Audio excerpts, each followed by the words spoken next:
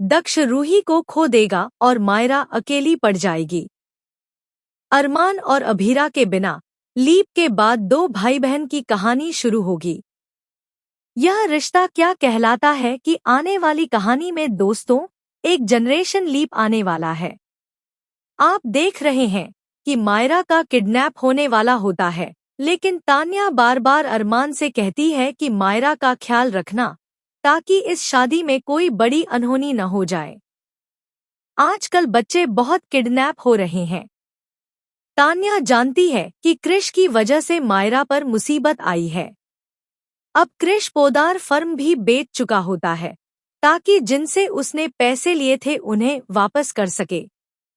उन्हीं के गुंडे मायरा को किडनैप करने के लिए उसके बैग में ट्रैकर रखते हैं।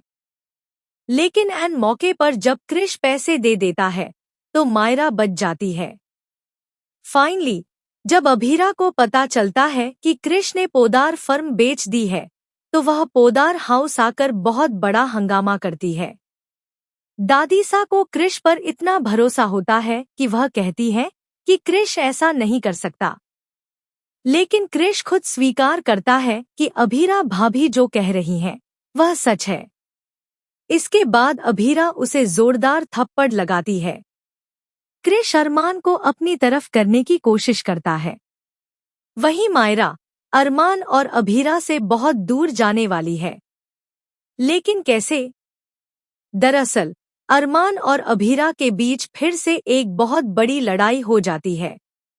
यह हादसा अरमान और अभीरा को इस दुनिया से ही गायब कर देता है। जी हाँ, दोनों के साथ एक बहुत बड़ा हादसा होने वाला है जिसके चलते उनका सफर यहीं खत्म हो जाएगा। दूसरी तरफ दादीसा के पास एक और बुरी खबर आती है कि रूही अब इस दुनिया में नहीं रही। रूही दक्ष को दादीसा के हवाले करके चली जाती है। यानी अब दक्ष और मायरा दोनों बड़े होंगे और कहानी इन्हीं से शुरू होगी। जनरेशन लीप के बाद दक्ष और मायरा की कहानी दो भाई बहन के रूप में आगे बढ़ती हुई नजर आएगी।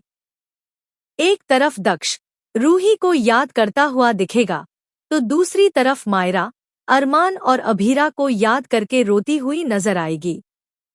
अब देखना दिलचस्प होगा कि दादीसा इन दोनों बच्चों को अकेले कैसे संभालेंगी।